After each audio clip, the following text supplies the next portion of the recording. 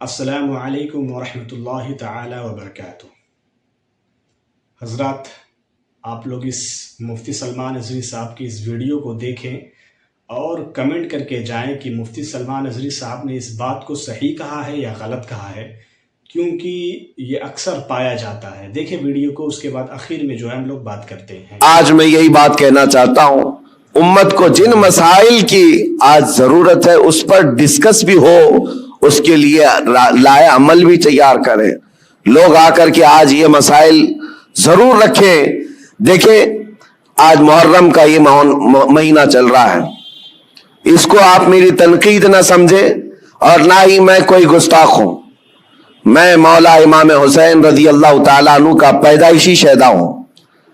الحمدللہ ہمیں ہمارے گھروں سے یہ گٹھی میں پلائی ہوئی محبت ہے، لیکن محرم کے آتے ہی جتنا ایکٹیو ہمارے محلے ہوتے ہیں، سارے جگہ پر ایک جگہ 51 دیگ کھچڑا بنا ہے، دوسری جگہ کمپٹیشن میں 100 دیگ کھچڑے بنائے۔ 51 دیگ، 100 دیگ، ٹھیک ہے، پکاؤ کھلاؤ، لیکن ایک بات میں آپ کو بتاؤں، کھلانا ثواب ہے۔ کس کو کھلانا؟ پیٹ بھرے ہوئے کو کھلانا؟ یہاں تو حال یہ ہے جو خود گھر میں کھا کھا کر موٹے ہو چکے وہی کھچڑا کھانے بھی آ گئے۔ کوئی ایسا بندہ تو ہمیں نظر نہیں آیا جس کے گھر میں ایک روٹی بھی نہیں ملتی اور وہ آ کر کے کھا گیا ہو، تو اس کے لیے ثواب ہی ثواب ہے۔ غربا اور مساکین کو کھلانا بہت بڑا ثواب ہے۔ سرکار غوث پاک نے تو فرمایا، میں نے ساری نیکیاں الٹ پلٹ کر دیکھ لیا، صرف 2 نیکیاں ایسی نظر آئی جو رحمان کو سب سے زیادہ محبوب ہیں۔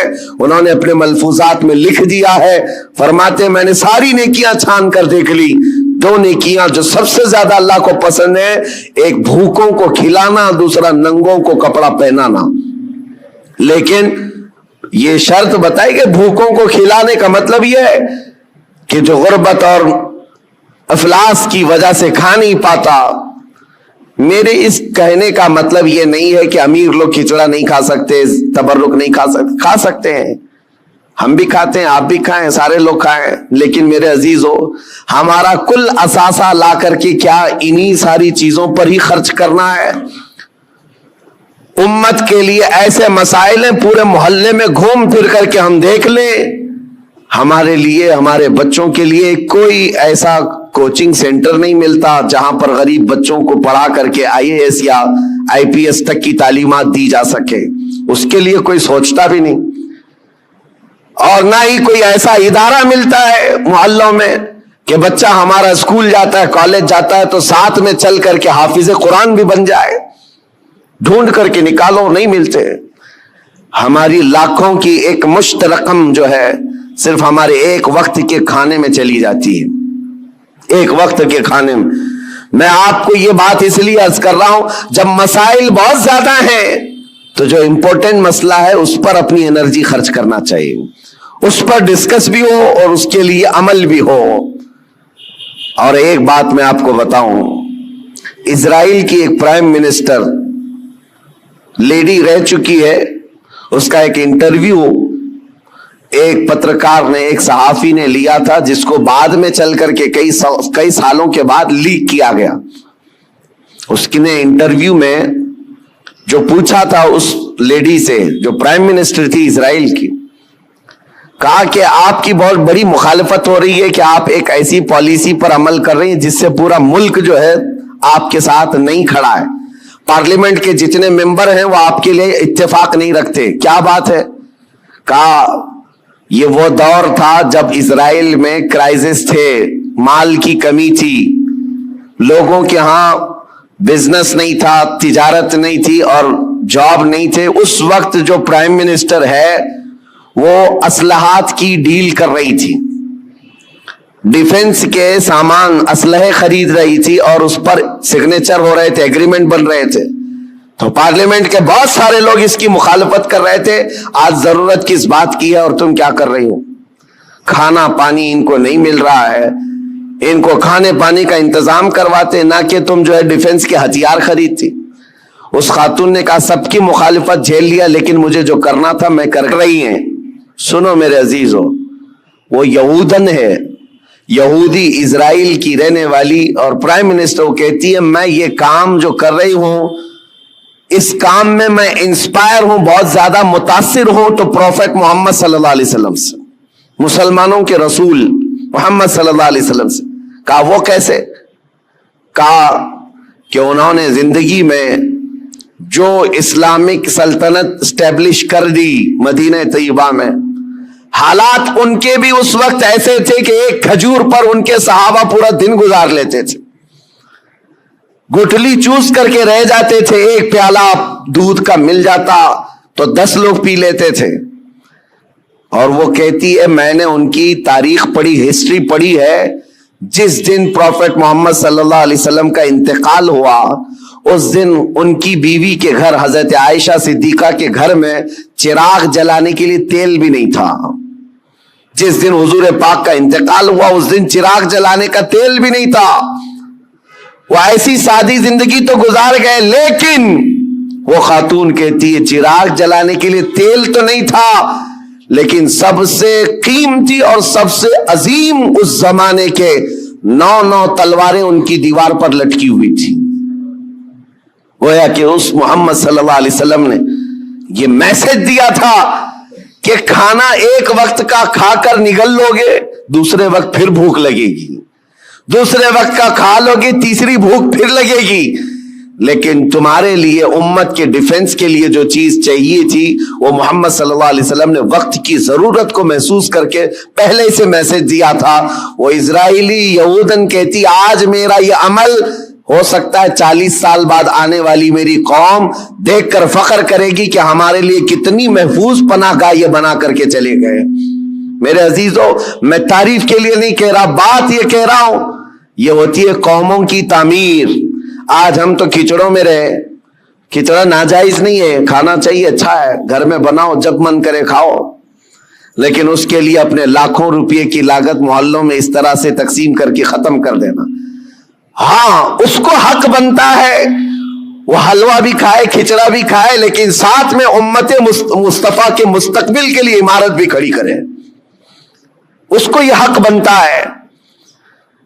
میرے عزیزوں، مجھے ایک بات یاد آتی ہے، ہمارے ایک استاد،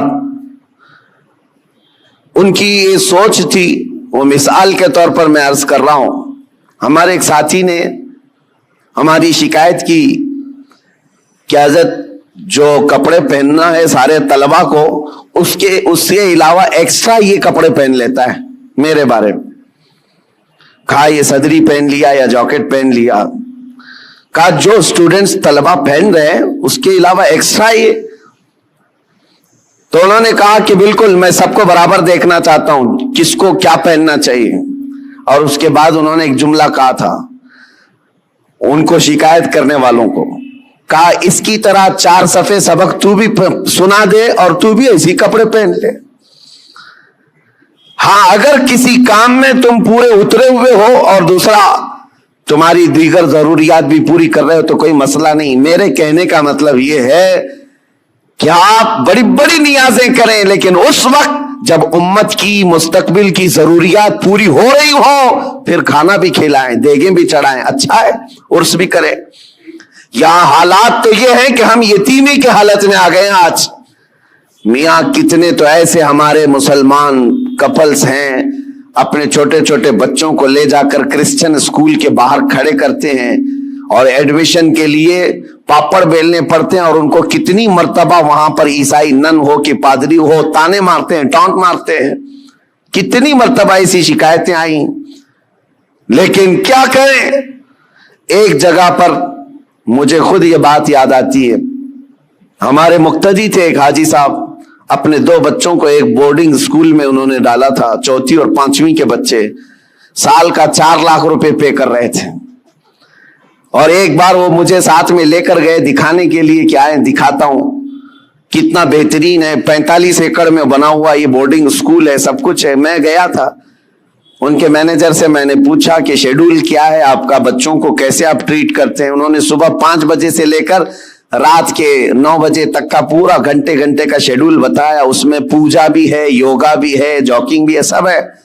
میں نے پوچھا سارے بچے کرتے ہیں؟ کہا سب کرتے ہیں، چاہے ہندو ہو مسلم ہو، سب کو کرنا ہے یہ۔ اور جن کے بچوں کے لیے ہم گئے ہوئے تھے وہ سال بھر سے پڑھ رہے تھے، میں نے ان حاجی صاحب سے کہا وہ بڑے پرہیزگار ہیں، ایک نماز بھی قضا نہیں کرتے۔ ہم نے کہا ان کو آپ اپنے بچوں کو اتنی مہنگی پوجا کروا رہے ہیں، اتنی دور لے جا کر کے۔ تو خیر ان کو یہ بات لگی، لیکن انہوں نے جواب میں کہا ٹھیک ہے حضرت میں وہاں سے نکال لوں گا، ہمارا ہے کہاں جہاں میں اپنے بچوں کو ڈال۔ جی دیکھیے، جو مفتی صاحب نے کہا ہے بالکل درست کہا ہے، اس بنا پر درست کہا ہے کیونکہ دیکھیے محرم شریف کے مہینے میں لوگ اتنا کھانا پکاتے ہیں یا پکواتے ہیں اور میلاد شریف جو وغیرہ کرتے ہیں، ماشاءاللہ یہ سب درست کرنا ہے، بالکل کریے، بالکل ثواب کی نیت سے کریے، کوئی دقت نہیں ہے۔ لیکن یہ جو کرتے ہیں کہ کھانا اتنا زیادہ پکوا دیتے ہیں اور جو حقدار ہے اس کو نہ پہنچا کر جو حقدار نہیں ہے اس کو دیتے ہیں، یعنی جو مالدار ہے اس کو تقسیم کرتے ہیں۔ دیکھیے اللہ تبارک و تعالیٰ کو پسند کیا ہے اس کی طرف جانا چاہیے۔ دیکھیے ہم کو کس کی طرف جانا چاہیے؟ جو فقیر ہے، جو حقیر ہے، یعنی جو حقدار ہے اس کو دینا چاہیے۔ لیکن آج کا جو دور ہے یہ ہو گیا ہے کہ محرم شریف میں کھانا تو پکواتے ہیں لیکن امیروں کو دعوت دیتے ہیں، اور دیکھیے اکثر یہ پایا جاتا ہے کہ کھانا جو بچ جاتا ہے اس کو پھینکا جاتا ہے۔ تو میرے حساب سے جو مفتی صاحب نے کہا ہے وہ بالکل درست کہا ہے، 100% درست کہا ہے ماشاءاللہ۔ یہ محرم تک یہ ویڈیو جو ہے سارے مسلمانوں کو دیکھ لینا چاہیے، اس سے ایک سبق ملتا ہے ہم لوگوں کو۔ آج کے لیے اتنا ہی بھائیوں، السلام علیکم ورحمۃ اللہ تعالی وبرکاتہ۔ فقط